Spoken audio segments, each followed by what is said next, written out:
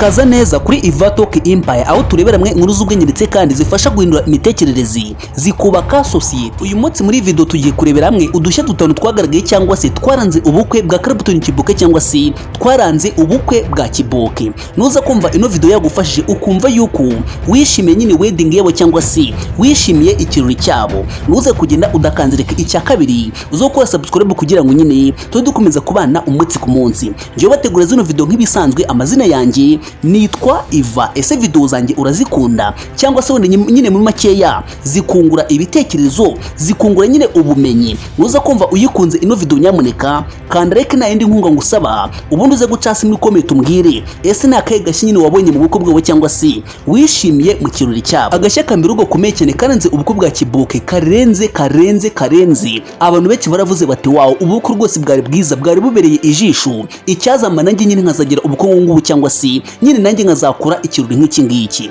Ni ikintu bita decoration yari irimo, ndetse kandi abantu bose babutashye bagaragaraga neza, bari bambaye neza, basaga neza cyane. Ariko hiyongeyeho kuri decoration umuntu wafashe amafoto, my dears, my sisters, ndakwifuriza kuzagira ubukwe nk'ubu ngubu, ndakwifuriza kuzagira ikirori nk'iki ngiki. Niba kandi waranakoze ubukwe, basi abana bawe uzabyara cyangwa se urubyaro rwo nyine abantu bazagukomokaho bazakore ikirori kirenze iki ngiki cyangwa se kimeze nk'iki ngiki. Ese decoration nawe uri kwitegereza ukuntu imeze, uri kureba ukuntu abageni bambaye, wagira ngo rwose n'udukumi cyangwa se wagira ngo n'ubukwe bushyashya. Ubone nyine murabizi neza yuko cyangwa se abakobwa benshi ndetse n'abasore bakunze gutekereza yuko kubana mbere ya mariage rwose ngo nyine mariage iyo ikozwe nyuma ubukwe butaryoha cyangwa se ngo nyine butamera neza. Ariko nyine kubaza akabazo guto cyane, ese witegereje neza buno bukwe Clapton Kiboke ndetse n'umugore we cyangwa se uwitwa Jackie bakoze, urabona atari ubukwe bwiza? Urabona atari ubukwe bubereye ijisho?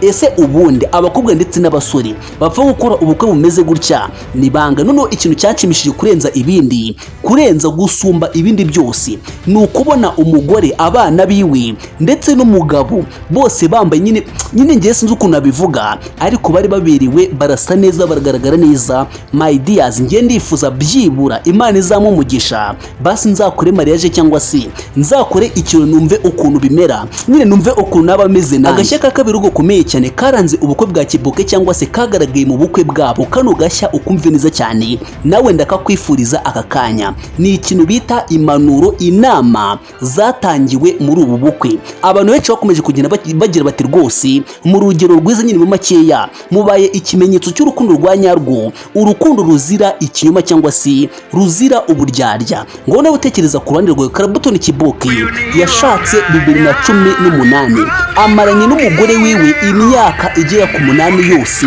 babana, ariko yaravuze ati ndagukunda mwiyumvamo, iyi ndirimbo uri mama w'abana banjye, rwose nakubeshye, ndagukunda sinzaguhemukira, ndacyagukunda kurenza uko ubitekereza. Ariko nanjye ku ruhande rwanjye nitegereje neza ukuntu Clapton Kiboke yabanye n'umugore wiwe, ubuzima yarabayemo cyangwa se rayifu yararimo. Ni ukuri Jackie nyine sinzi ukuntu ngiye nagufata, ariko mu mama bose, mu bakobwa bose nyine nabonye cyangwa se namenye, uri icyitegererezo kuri njyewe cyangwa se wanyeretse isomo rikomeye. Rero rwose nyine ikintu bita inyigisho, impanuro zagaragaye muri ubu bukwe. Ababyeyi bari guhanura abana babo, abapapa, nyine abasaza, abantu bose bakuze bari bariho bagira bati rwose mwa bakobwa mwe mujye mwitwara neza, mujye mwitwara nk'abari, mujye mugaragaza intangagaciro nziza, bizabafasha ndetse kandi rwose bizazana umugisha mu buzima bwanyu. Agashya ka kabiri kagaragaye mu bukwe bwa Kiboke, rwose abantu benshi barabishimye ndetse kandi barabishyigikira cyane. Ubundi ahantu henshi usanga nyine ubukwe buraba, ugasanga bari kuvuga imisango y'ubukwe gusa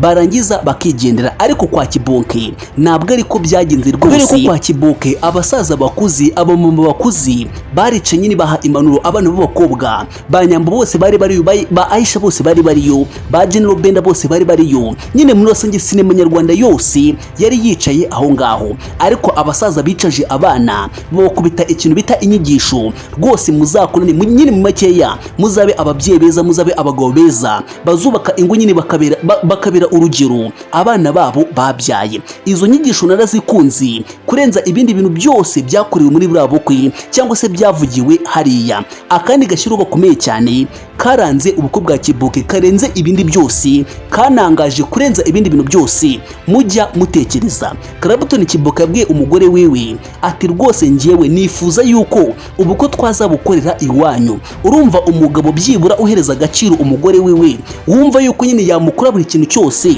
cyamushimisha. Nyine mu makeya ari guhana kutavuna umugore wiwe. Nyine muri make ngiye ku rundi rwanjye uko mbitekereza, Clapton Kibuke yubaha umugore wiwe, aramukunda ndetse kandi nyine akunda famiye yiwe cyane. Njya nkunda kuvuga ngo buriya abantu ba mbere bagomba kurya amafaranga yawe, uwa mbere ni mama wawe, uwa kabiri ni mama wa mama wawe, uwa gatatu ni papa wa mama wawe, uwa kane ni abavandimwe abavukanyi ba mama wawe. Ese kano kantu no kumva neza, uwundi muntu uba ugomba kurya amafaranga yawe, umugore wawe hakiyongeraho abavandimwe bawe ariko b'abakobwa cyangwa se baba mama. Ariko nyamuneka Clapton Kibuke yaragize ati ngiye ngomba kubaha mama wawe, mwubaha umugore wanjye, mwubaha famiye yawe yose muri rusange. Ese kano kantu no kumva neza, nyamuneka rwose niba uzi neza yuko uri umusore cyangwa se ukaba uri umukobwa, icara wige kubera yuko ikintu cyose kizazijya kiba ku mustari kijye kigusigira isomo ndetse kandi kizajya kigusigira gukora cyane no kwitanga no kwiyubaha ndetse kandi no kwiyubahisha. Impamvu ibintu byose babikoze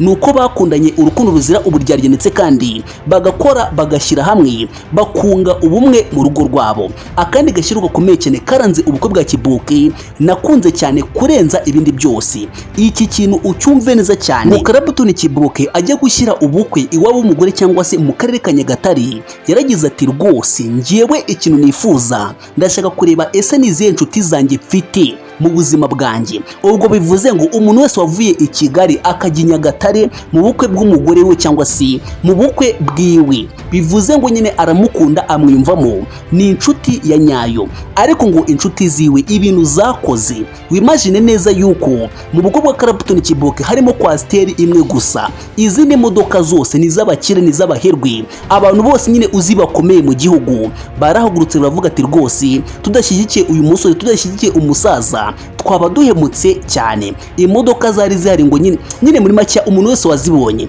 yaravuze ati byibura Clapton Kibuke ni umugabo, arakomeye, azi kubana n'abantu, azi agaciro k'inshuti cyangwa se azi agaciro k'umuryango ko kugira famiye, ndetse kandi uyu mugabo azi agaciro ko kugira inshuti ndetse no kubaha inshuti ndetse n'abavandimwe. Rero gakomeye cyane ndetse kandi rwose karenze kabaye mu bukwe bwa Kibuke cyangwa se kagaragaye mu bukwe bwa Kibuke. Murabizi neza mu minsi ishize haturendenze inkuru ivuga yuko nyine Umutoni Asiya yagarutse mu Rwanda cyangwa se yaje mu Rwanda. Abantu benshi batangira kwibaza bati se Asiya yagarutse kuba mu Rwanda, ese nyine aje gutura mu Rwanda n'umugabo wiwe? Ariko nyamuneka ntabwo aricyo cyari kimuzanye. Ikintu cyamuhagurukije muri Amerika kikamugarura mu Rwanda ni ubukwe bwa Kibuke gusa. Nawe tekereza urwo rukundo, tekereza uko kwitanga, nawe utekereze ku ruhande rwawe. Ubundi tekeye indege ntabwo ijya hasi ya miliyoni cyangwa se miliyoni n'igice. Ariko akavuga ati rwose bitewe n'ukuntu twabanye, bitewe n'ukuntu nyine yambereye umuntu mwiza, bitewe n'ukuntu yamfashije, bitewe n'ukuntu nyine muri makeya yangiriye umumaro mu buzima bwanjye, ntabwo bishoboka yuko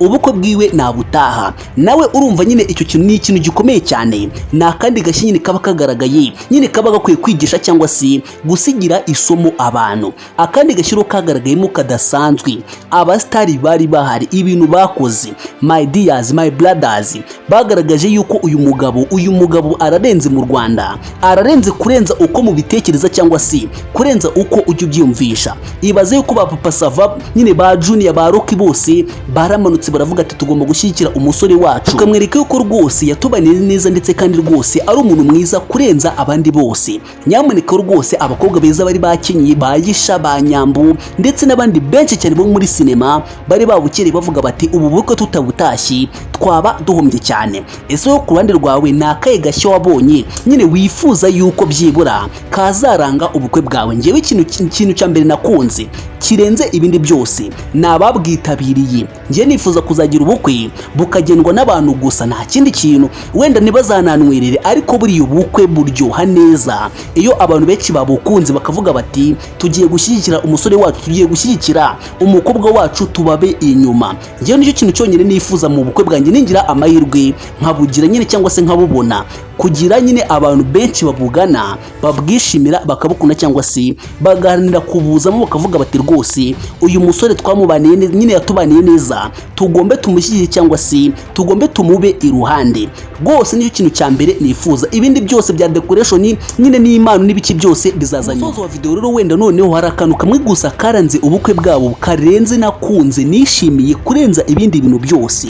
Nyamuneka bari abantu bafite n'impano, umugore n'umugabo bafite impano zidasanzwe. Umugore azi kuririmba ikintu bita hip hop, umugabo azi kuririmba ikintu bita ndazita sinzi ngewe ibintu by'ubuhanzi n'ubwo mbizi, ariko azi ikintu bita imitoma my dears. Ngewe so gukubeshya ino couple uyu muryango watumye numva nyine numva sinzi ukundi kumva muri ngiyo meze, ariko byatumye nangira gutekereza ibintu byinshi, bituma nangira kuvuga ati reka nkore cyane nyine be hard working every day in order to achieve my goals, kugira ngo byibura ubutaha nzagire ku ntego zanjye. So nyamuneka iyi couple yatsigiye amasomo, ndetse kandi rwose nifuza yuko nawe yagusigira messages kubera yuko barakundana, bafite umuryango wunga ubumwe, bashyira hamwe uburyo n'ubu ubona bishimiranye. Iyo bari kumwe ubona ari ibintu bidasanzwe. Karabutoni Kiboka aragira ati rwose uri mama w'abana banjye, nzagukunda forever cyangwa se nzagukunda iteka ryose. Ese nawe aka kanya umuntu mukunda aka kanya cyangwa se uwo muzanakundana uteganya cyangwa se wifuza kuzamukunda iteka ryose? Ese witeguye kuzamurwanira ukamuba hafi ukamuba iruhande mu bukene mu bukire nyine ukavuga uti kama mbaya kugeza mvuye muri ubu buzima nzagukunda ndetse kandi sinzaguhemukira? Utwo twose twarudushyana ndi kukubwira twaranze ubukwe bwa Karabutoni Kiboka. Ariko se wowe ku ruhande rwawe ni akahe gashya wabonye ukavuga uti rwose kano gashya kabaye mu bukwe bwanjye byaba ari sawa cyane? Decoration, abasitari, ibintu byose byagaragayemo cyangwa se impano nziza zo ntabwo nigeze nzibona, ariko byibura ibyo nabonye byansigiye ubutumwa.